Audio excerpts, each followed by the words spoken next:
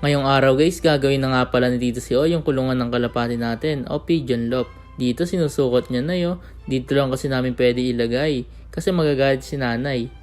Tapos dito tamang cut na si Tito Sio ng mga gagamitin Tamang cut na ng angle bar, tapos doon natin ilalagay sa gawin na yon. Tapos dito tamang welding na rin siya. Talaga naman pag sa weldingan, baka Tito Sio yan. Swerte rin ako may tito akong ganito na mahusay sa pagwe-welding. Talaga naman, siya rin nga pala gumawa ng court natin. Saka lahat ng makikita niyo dyan, baka Tito Sio yan. Dito makikita nyo, mukha na siyang kulungan. Kitang kita nyo guys, dito tamang welding niya si Tito Sio. Ang sukat nga pala niyan, yung 5 yung taas, saka 5 feet din yung haba. Tapos dito bumili na ako ng mga gagamitin na pantatakip. Bumili tayo ng liso na color blue, saka ng long span na color blue din. Sakay nga pala natin yung kolong ni Kuya Christian talaga naman. Tapos dumaan din tayo kay Atilo. Bumili tayo dito ng kakainin natin sa tanghalian. Mahirap kaya gumawa kapag gutom. Tapos dito, ayan, tamang bili na tayo Tapos pauwi na rin tayo. Dito pag uwi natin, bilis ng pagkakagawa ni Tito Sio. Meron na siyang viewing area, yung mga flyers natin sa loob. Tapos dito nilagay niya na rin ng suporta para daw matibay. Tapos dito kinat niya na rin yung mesh wire, tamang cut lang para mailagay na rin doon. Dito nilagay niya na rin suporta yung baba para matibay.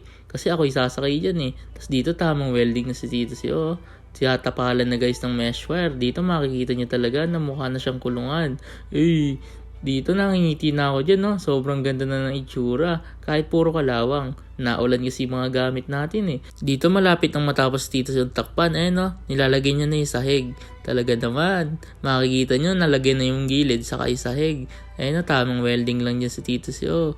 Masarap din pinapanood kapag nagwe-welding Satisfying ba? Tapos dito, kitang-kita nyo naman, parang sinukat. Sukat na sukat guys yung ginawang pinto ni Tito Sio. Tapos dito, nilagyan niya na ng bisagra, yung pang sarado saka pang bukas. Talaga naman. Tapos ginawa niya rin pala, nasa harapan. Bukasan kapag papawalan. Tapos dito, naisipan ko na pinturahan muna kinabukasan para hindi makalawang. Tamang pintura lang tayo dyan ng primer. Color red nga pala kasi mura lang to Dito natapos na natin pinturahan ng red.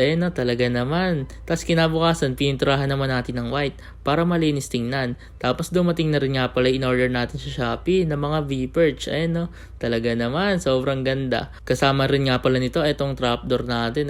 Dahil kompleto na yung gamit natin, gumawa na ulit si Tito Sio. Tamang cut na siya dyan ng mga mesh wire. Tapos nirepair nga pala natin yung harapan kasi ipapasok natin tong trapdoor Talaga naman. Tapos tinesting ko rin yung V-perch. Bagay na bagay guys. Dito na ilagay na yung trapdoor.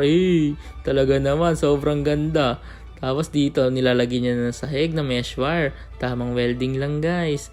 Tapos dito nag-request ako kay Tito Sio na lagyan ng viewing area para sa mga tuturuan natin na young bird para di na ako mahirapan magturo. Tapos dito ginawa na agad ni Tito Sio pang viewing area yan guys. Talaga naman. Baka Tito Sio yan. Tapos makikita nyo dito talagang ang ganda ng itsura Tapos nilagay nyo na rin ng pambukas dito para daw di pasukin ng pusa. Talaga naman. Baka Tito Sio yan. Tapos dito tamang welding lang si Tito Sio. Nakayosi pa yan. Dito naman nilagay niya na angle bar yung nasa likod, parang brace ba? Kasi magkakabit na kami ng liso. Dito tamang cut na siya ng liso.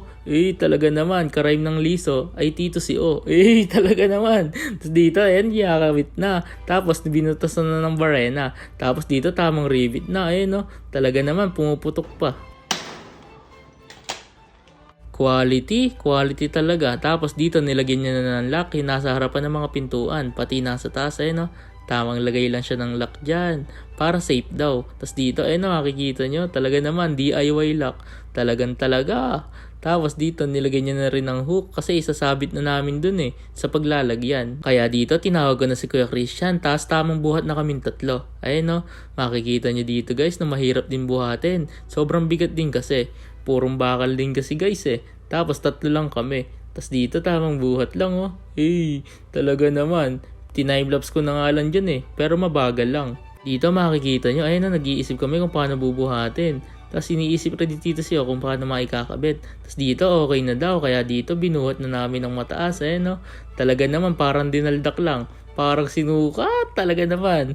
Baka engineer Tito Sio yan. Talaga naman, sukat na sukat. Dito umakyat si Tito Sio sa harapan sa kabila ng bakod. Tapos titingnan niya kung pwede pa daw iasog. Tapos dito inasog na namin Tamang asog lang kami dito guys. Tapos ayan na guys, sobrang ganda na ng itsura. Kaya dito, ginawa na dito si On, nilak na dun sa kabila, ayan no, para daw sobrang tibay. Talaga naman, all around na si Tito si O. Dito, ang next na ikakabit na namin yung bubong. Ayan no, tamang welding na si Tito si O ng brace ng bubong. Buti na lang guys, may mga stock dito na bakal, kaya yun na lang gagamitin namin. Medyo nakatipid guys. Tapos dito, kinat na yero. Ayan no, tamang cut lang din si Tito si O ng long span dyan. Para maikabit na yung bubong, makikita nyo dito guys na ikakabit na ni Tito si bubong. Ayan no, talaga naman, sobrang ganda. Parang modern house lang ah. Tapos dito, ayan, binabarena ng Tito si bubong para matibay. Kahit daw bagyong Yolanda, dito matatangay. Eh, talaga naman. Baka Tito si Uyon. Tapos dito makikita nyo, ginagawa na yung viewing area ng mga young bird natin. Tapos tamang lagay na ng mesh wire sa Tito si dito. Ayan no, talaga naman, sobrang ganda na ng itsura niya. Ayan o, malapit na matapos guys. Tapos dito, ayan o, matatapos na, ibabaw na lang. Pino-pull weld na rin niya para matibay. Tapos nilagyan din nga pala namin taas na yun o. Baka daw kasi makalabas dun eh.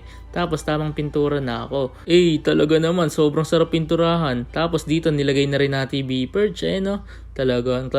Tapos dito, naikabit na natin. Ayan o, sobrang ganda. Ayan na guys, ang ating finished product. Eh, talaga naman, sobrang ganda. Hanggang ngayon, nagpupuso yung mata ko eh. Sobrang thank you nga pala kay Tito Sio na gumawa na to. At thank you rin kay nanay at kay tatay at kay ate na laging nakasuporta sa akin sa kahit anumang gawin ko. Ay, talaga naman. Thank you all.